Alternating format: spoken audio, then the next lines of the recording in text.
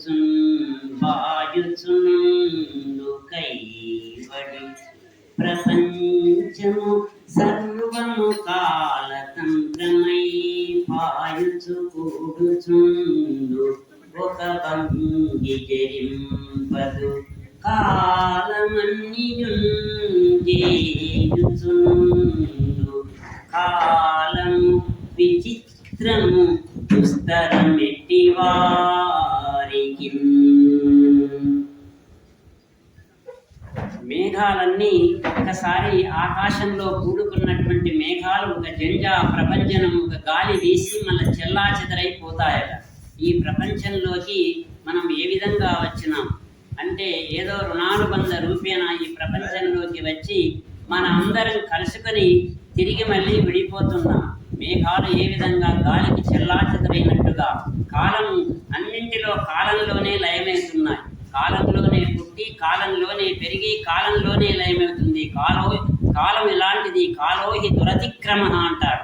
కాలాన్ని దాటడానికి వీలు లేదు. అటువంటి కాలాన్ని సద్వినియోగపరచుకున్నటువంటి వాళ్ళు గొప్పవాళ్ళు అన్నారు. కాలం ఎందుకోసం అంటే కాలం ఎవరి కోసం ఆగదు. ఒక్క నిమిషం కూడా కాలం ఈ లోకంలో ఎవరి కోసం ఇక్కడ ఒక్క నిమిషం కూడా ఆగదు.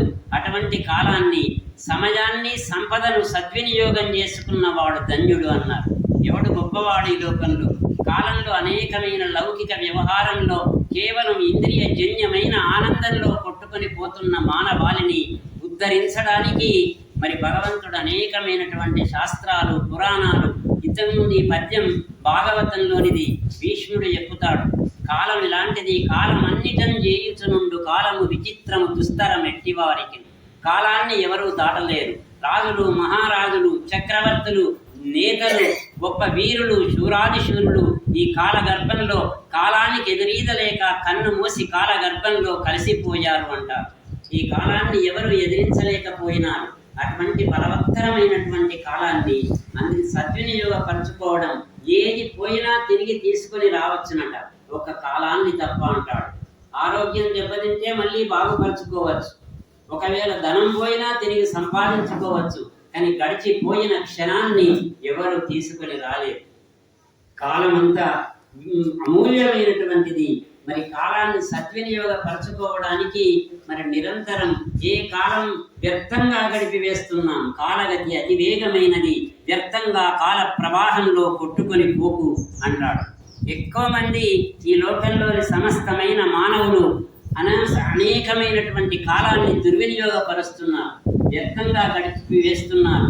ఏ కాలం సద్వినియోగమైనది అంటే పరమార్థ పరంగా భగవంతుని పరంగా ఏ కాలాన్ని వినియోగిస్తున్నాము అది ఒక్కటే యథార్థమైనటువంటి కాలమట. ఆ కాలమే నిజమైన కాలం. పరమార్థ పరంగా ఖర్చైనటువంటి కాలం సద్వినియోగమైనటువంటిది. అటువంటి కాలం ఎవరు అందరికీ ఇలాంటి అనుభూతి ఇటువంటి గొప్పనైనటువంటి అవకాశం చేకూరదు. ఈ కాలాన్ని సద్వినియోగపరచుకోవాలనే ఒక అద్భుతమైన సంకల్పం కానీ ఒక మంచి భావన కానీ కలగాలంటే దానికి పురాకృత సుకృత పుణ్య ఫల విశేషం ఉండాలి అంటారు. అందరు కాలాన్ని సద్వినియోగపరచుకోవాలని కోరుకోరు. అటువంటిది మరి అద్భుతమైనటువంటి కాలం. ఇప్పుడు మనం భగవద్గీతలోని 3 అధ్యాయాలు పారాయణం చేసినాం. విష్ణు సహస్రనామ పారాయణం చేసినాం. ఇప్పుడు భగవంతుని నామ స్మరణ చేసినాం. భజన కలియుగంలో అన్నింటికంటే గొప్పది భగవన్ నామ స్మరణే అన్నారు. అపార జ్ఞాన సంపన్నులైనటువంటి ఆది శంకరాచార్యులు నామస్మరణను మించింది లేదు అంటారు. నామస్మరణాదన్యోపాయం నహిపశ్యామి భవతరణి. ఈ భవసాగరాన్ని దాటడానికి నామస్మరణను మించింది లేదు. రామహరే కృష్ణహరే తవ నామ వదామి సదాను గృహరే అన్నారు. నిరంతరం భగవన్ నామస్మరణ చేయాలి. అందుకొరకే అంటారు ఈ లోకంలో మానవాళి ఏ విధంగా ఉన్నది అంటే అనేకమైన కలియుగం ప్రారంభమై 5125 సంవత్సరాలు మాత్రమైంది. ప్రథమ పాదే అన్నాం. కలియుగంలో మొట్టమొదటి పాదంలోనే ఉన్నాం. ఇప్పుడే అనేకమైన విచిత్రమైనటువంటి దృశ్యాలను చూస్తున్నాం. అనేకమైనటువంటి పాప కృత్యాలు ఆచరించే జనులను చూస్తున్నాం. అందుకొరకే అంటాడు పాపకాలంబు జగతికి దాపురించే నీతి నియమాలు విడిచిరి నిఖిల జనులు సుంతయైనను పరమార్థ చింతలేదు అక్కట కృష్ణనామమే దిక్కునరుడా. భగవంతుని నామమే నీకు దిక్కు. కలియుగంలో ఏ తపస్సు కానీ రామకృష్ణ పరమహంస చెప్తారు, ఏ తపస్సు కానీ మహోగ్రమైన తపస్సు చేసే శక్తి ఈ కలియుగ మానవులకు ఉండదు. తపస్సు చేయ అక్కర లేదు. కేవలం ఒక నామస్మరణ, భగవంతుని నామస్మరణను నిరంతరం ఎవరు స్మరిస్తూ ఉంటారో వాళ్ళ సమస్తమైనటువంటి యోగక్షేమాలన్నీ భగవంతుడే చూసుకుంటాడట. చూస్తాను అని అనన్యా చింతయంతో మాం ఏ జనా పర్యుపాసతే తేషాం నిత్యాభియుక్తానాం యోగక్షేమం వహామ్యహం అని భగవంతుడే చెప్పినాడు. దీనికి ఒక ఉదాహరణ చెప్పినారు. మనం ఎవరినో యాచించకూడదట. ఏ మానవ మాతృని యాచించద్దు. ఏది అడిగినా పరమాత్ముని అడగాలి. భగవంతుని అనుగ్రహం ఉంటేనే మనం ఎవరికి ఏది లభించినా అది దైవానుగ్రహం మాత్రంతోనే లభిస్తుంది అని ఒక ఉదాహరణ చెప్పినారు. ఒక దేవాలయం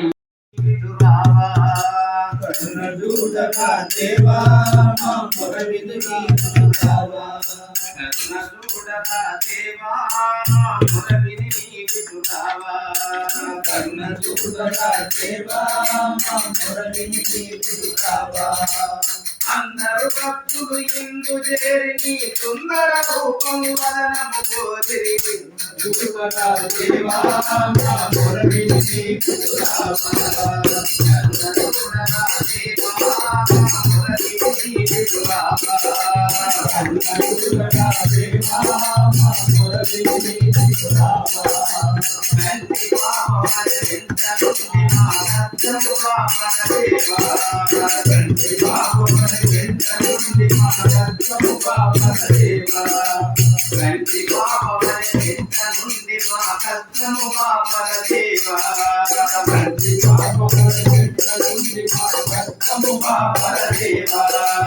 మంచి ఉండయితే కరుణమ్మి కంటబడి